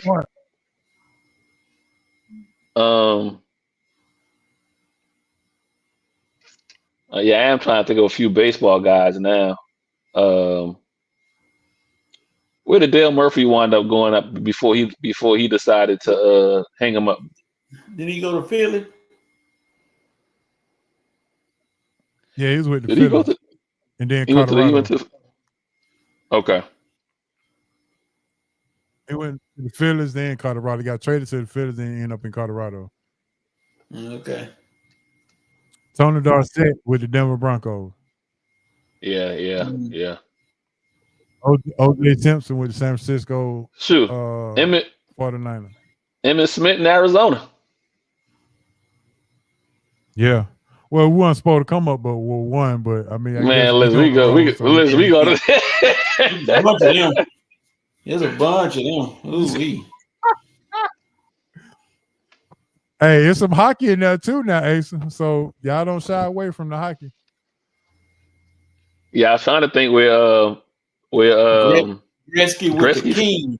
Kings, yeah, he left when he left. Wind up, yeah, but you know, they didn't seem so. People like him, Rice, Montana. When Montana went to Kansas City, it seemed funny, but they won. You know what I mean? It wasn't like they went there and it was a graveyard. You know, Joe Montana got Kansas City to an AFC championship game that one year. Jerry Rice was still very productive when he went to he wasn't productive in Seattle, but he was productive in Oakland. Yeah. Who else we just called? We just called somebody else's name. It feels like the guys in baseball, when they went somewhere, they weren't productive. When they when they got let go from their team in baseball, that was it. Yeah. It's the same thing with basketball. Like guys, when they left. Bobby Orr played for the Blackhawks. Blackhawks, yeah. And Mike Madonna with the Red Wings. Madonna with the Red Wings? Y'all hockey guys. God, I know. I don't remember that one. Ooh. 2010 and 2011.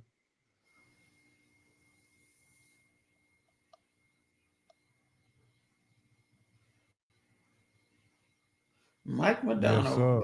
Yes, yeah. Well, I would say Raymond Bork with Colorado, but they wanted him to win when he left Boston, so he won a Stanley Cup with Colorado. So I can't say Ray Bork. Yeah. Well, Coach, I'm surprised you didn't mention this. Franco Harris played with Seattle Seahawks. He did.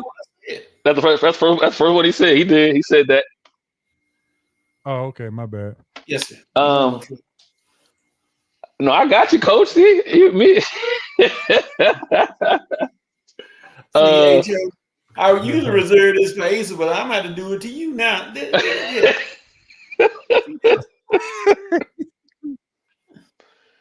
Don't make me use my this. bad. I missed it. I was just too excited, I guess. Yeah, shoot. I missed it, but you named so many. I even go with like yeah. I even go with Messier. When he left, would he leave one of those? He left one of those European soccer clubs and came over here to America. What, Miami United or whatever they call? Oh, you talking about the soccer player? Yeah, the soccer player. Yeah. Yes. Messi. Yeah, he ain't look right. You talking about Mark Messier? Yes, I thought it was when he said Messi. Yeah, no. Yeah, no. Yeah, Mark Messier, he didn't finish up in with the Rangers, did he? Yeah, he stayed with them pretty much. Okay.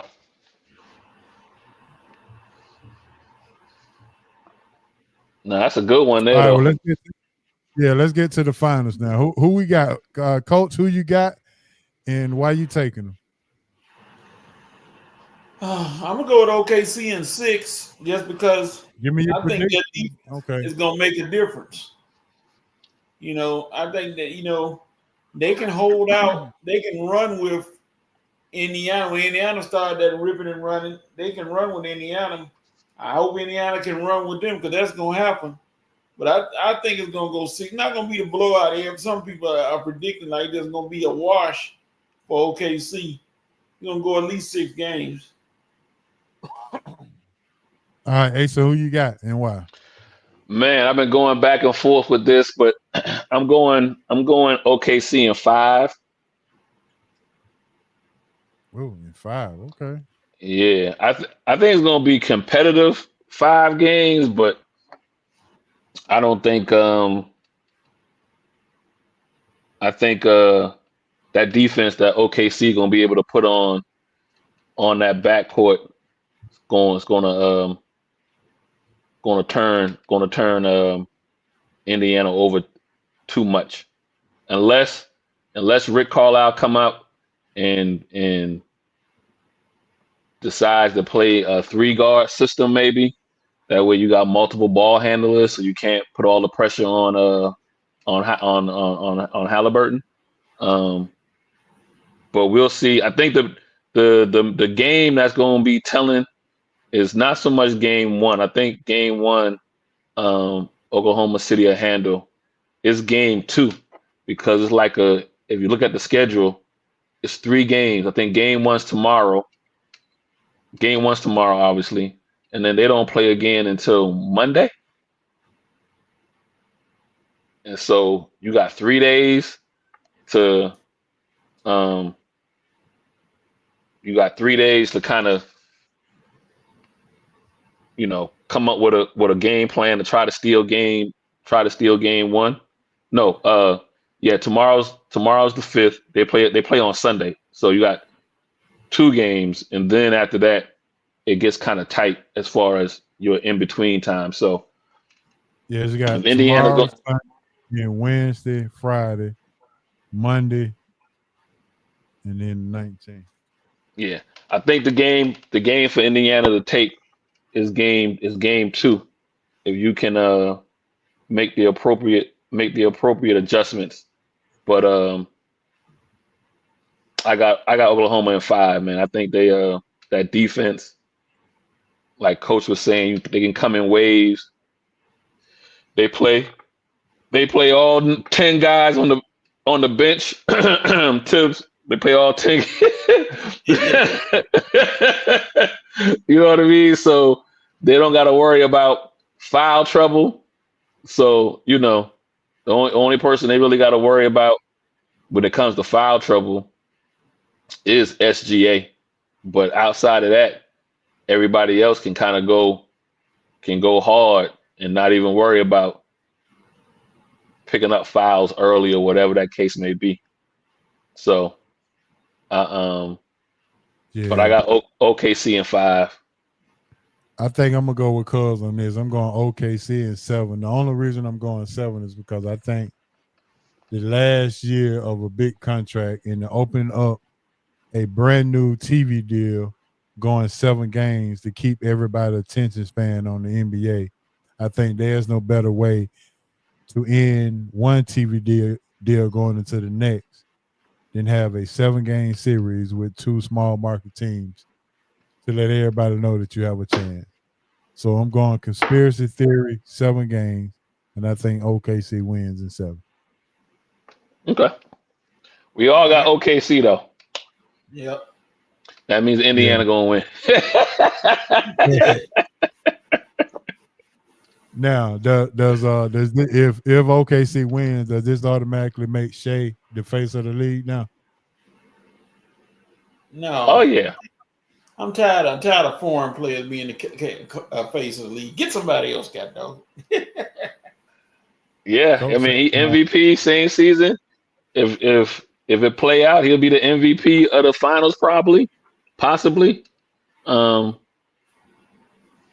Okay, but he better make sure he's the MVP. He won't do like Halliburton did. I mean, I don't think Who's going to hold Halliburton? Who you putting on Halliburton in if you're OKC? Lou Dort. Oh, I can run. I can run 3 guys at Halliburton. Like I said, I think if I'm OKC, I want to cut the head off of the snake because, like I said, he's the point guard. He runs everything. That's the reason why it'd be interesting to see probably game 1. Rick Carlisle go ahead and plays straight up his regular rotation, but I think if he realizes, Who do you put on Shea? Woo. Yeah, ooh. The entire bench.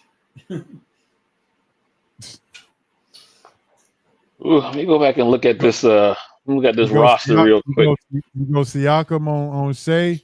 You take Siakam Nah. out. No, I need Siakam scoring. I you know what I mean? I don't need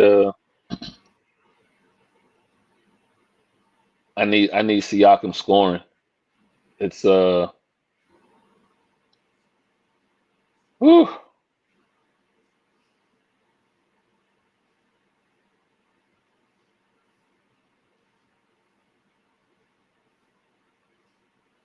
Shoot, and then I'm sitting here looking real quick. Indiana already got a few people out, a few bigs out. Oklahoma City got everybody healthy, no injuries reported. So you going So- Aaron Neesmith on probably on Shea? Yeah. Or you Well, going I mean, Nembhard can be a little pesky.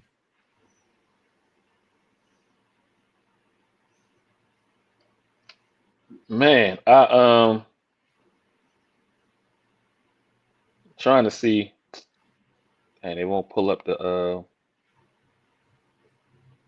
I So don't look at the roster. yeah. You got Nembhard. I had it up just a few minutes ago. Nembhard, Neesmith, Benedict, Topping, Turner. So those are the first six. Halliburton, Siakam, Miles, Neesmith, Nembhard. See, Neesmith's a small forward.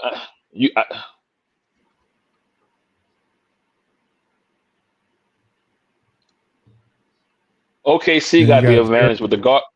OKC got the advantage at the guard play. Indiana got the advantage at the front court, small, forward to center position. So, you're gonna have to just lean into that. If I'm Indiana, I got to lead into my front court, and I'm looking to just slow SGA down. You're not gonna stop him. You just gotta slow him down. Yeah, that's gonna be a tough night then for whoever checking him, just like Cuz say. Yeah, you're not gonna put anybody on them where it's gonna affect their scoring. You're gonna put somebody on there who's not a scorer. You're gonna have to. Because if you try to keep up with him and then try to score, you're gonna kill him. So who has the best Robin? The Pacers or OKC? We talking about Jalen Williams versus Pascal Siakam. OKC, I think got the better number 2 guy. And I like Siakam, but I think Williams can get his own. Siakam needs to, quote unquote, have the ball to a degree. Like, you got to run set plays. I think Williams get his just in the flow, whether it be turnovers, just getting out and running. He don't need anything set for him. Nah, I'm gonna go with Siakam because of finals experience. He's been there, done that. I'm gonna go with him. I'm gonna say Siakam. He got a ring. Yep.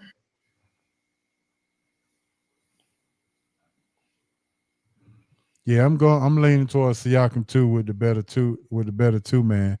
So could this come down to who's whose bench is better or more efficient, or will it come down to what number 2 guy cannot perform each other? I think it's bench play.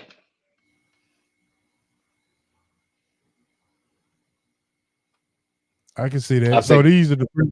Okay, I got 3 categories: the bench play, the number 2 guy, and coaching.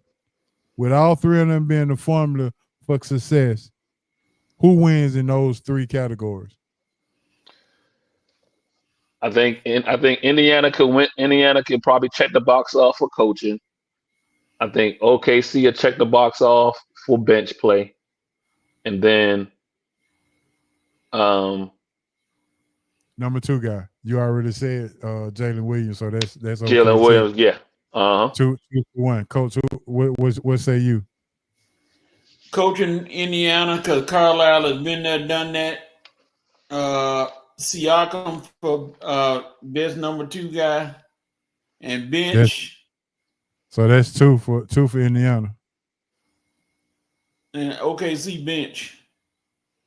So that's 2-1 in Indiana.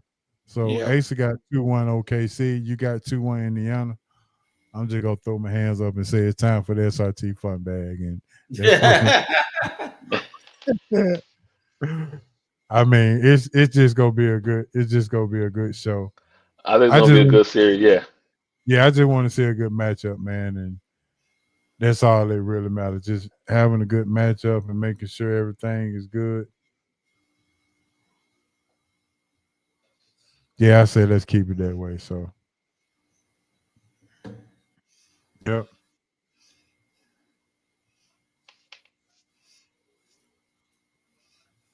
And Coach, with that being said, you know what time it is. Run for your life. Yes, SRT Fun Bag. I know everybody we probably go get a whole bunch of people jumping on now because they know it's Fun Bag time. But yes, sir, here we go. SRT Fun Bag. First question. Well, first of all, I need to let y'all know, see if y'all ready. Y'all ready? You ready? Y'all stay ready, so it ain't no big deal. First question. Coach, I'm coming to you first. Would you rather eat your favorite meal that tastes really good and exercise, or eat an alternate food that doesn't taste as good but it's healthy, but you don't have to exercise? Man, I'm in the gym throwing them up. So you going with number 1, favorite food with the no. You going with the alternate food. No. Favorite food that tastes good. Yes, sir. And I'll exercise after. You exercise after. Okay. Yes, sir. Hey, so what you got? All right, give me that one more time, because that. Would you rather eat your favorite food that tastes really good, but you have to exercise, or an alternate food that don't taste as good, but it's healthy, but you don't have to exercise? Oh, let me get my favorite food, and I gotta exercise.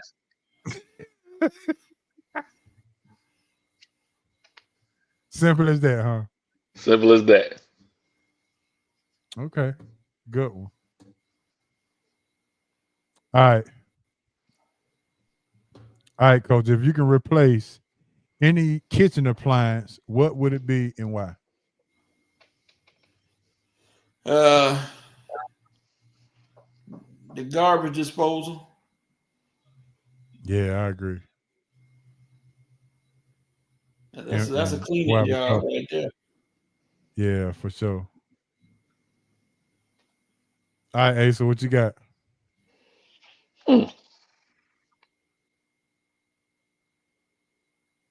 I'll go with y'all on that one. I'll go garbage disposal. I need everything. I need my refrigerator. I need my microwave. I need the oven. I need all that. I need a dishwasher. I'm getting rid of my dishwasher. I'm replacing the dishwasher. The garbage disposal is hard to clean, boy. You got to clean that thing sometimes. Like, I just put everything in a trash bag and keep it moving.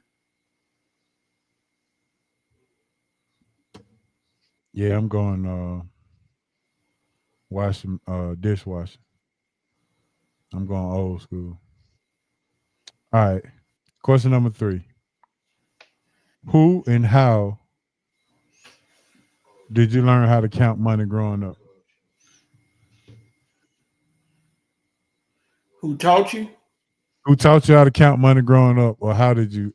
Who taught you, or how did you learn? Oh shoot, I got 2 people. My sister, my mother, and my sister. And my sister was a cashier at the local grocery store, and my mom You had a My cheat mom, code. yeah. My mom would always do this thing. She'd be like if it came up to be say $1.99, you want to get a nickel back or whatever.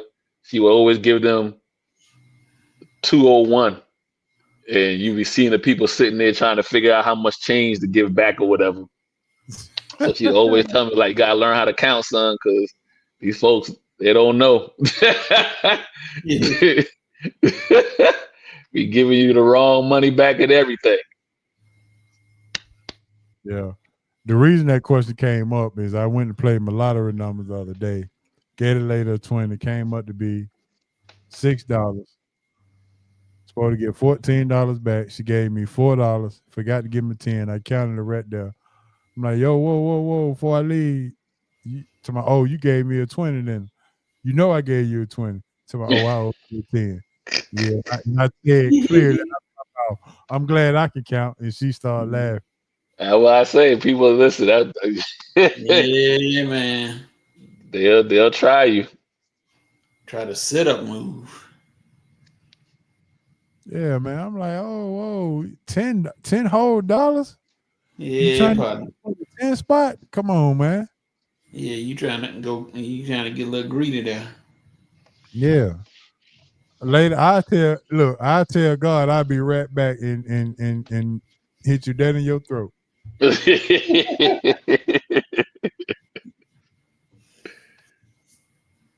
Yeah. Whatever. All right, here we go, fellas. I know y'all hungry, so I'm finna do y'all a good favor. We done talked about Shoners enough, so Shoners ain't in this. We going Denny's, Waffle House, Cracker Barrel, or IHOP. Ooh. Choose one. Is it Denny's, Cracker Barrel, Waffle House, or IHOP? Yes, sir. Ah, boy, man.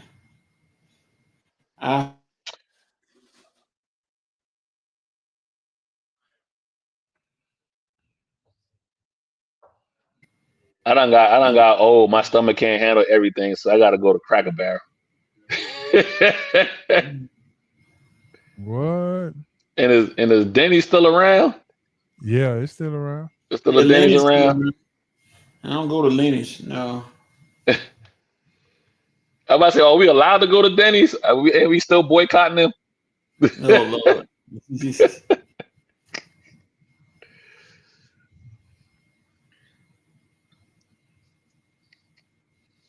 Cracker Barrel, man. That's what I got.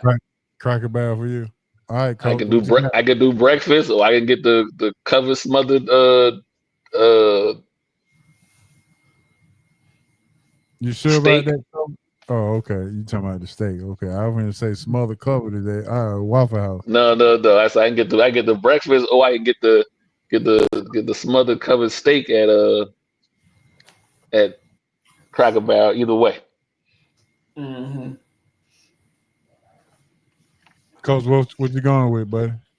Oh man, Waffle House and Cracker Barrel that's a tough call because I love the Waffle House All Star with the grits and everything, but them Cracker Barrel pancakes be real good and got good size on it.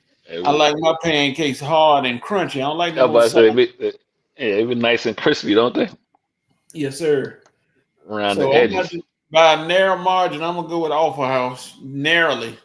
They don't give enough side. They don't give enough for your side. And a little bitty scoop of eggs, and little bitty sausages. You gotta go triple scramble with cheese, Coach. That's what you gotta do. That's the secret. That's the secret. Okay. Triple scramble with cheese on your All Star. Look what Zavada said. Yeah, I saw it. May. God, not May's kitchen. Mm-hmm. Yeah, so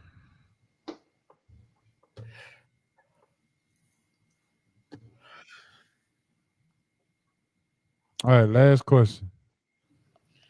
Now speaking of I want to tell you about Waffle House. Well, Waffle House, I know they missing out on some money by not delivering. I know they ain't got the staff to do it, but they missing out on a whole lot of money. Yeah, they do. They are.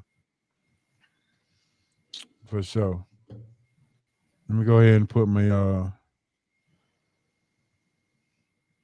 music in because it's about time to get up out of here at the same time. So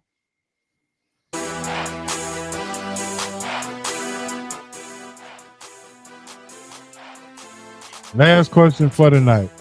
Name a music person you wish you could have seen in concert. Prince, automatic, without a doubt. Prince.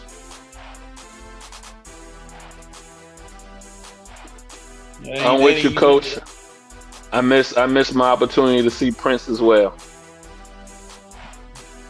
Okay. And if not him, I wasn't old enough to buy concert tickets to go see Michael Jackson. And I don't think I probably, even if I can go see him now, I may not have had the money to go see him. As expensive he probably would have been. Yeah, I'm going MJ and Luther. MJ and who? And Luther. Ooh. Big Luther. Yeah, him. Yeah. Yeah, man. So yep, that's gonna be that. My cousin going old school with it.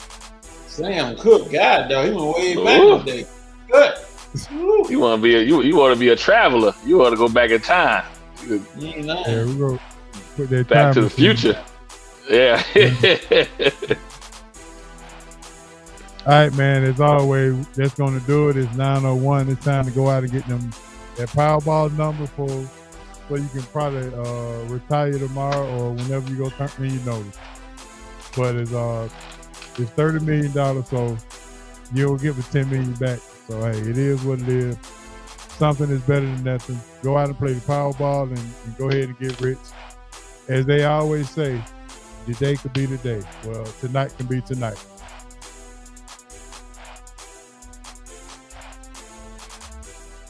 Well, if you're smart like me, I got my number on the way in. So all I got to do is sit back, upload the show, and wait on the number.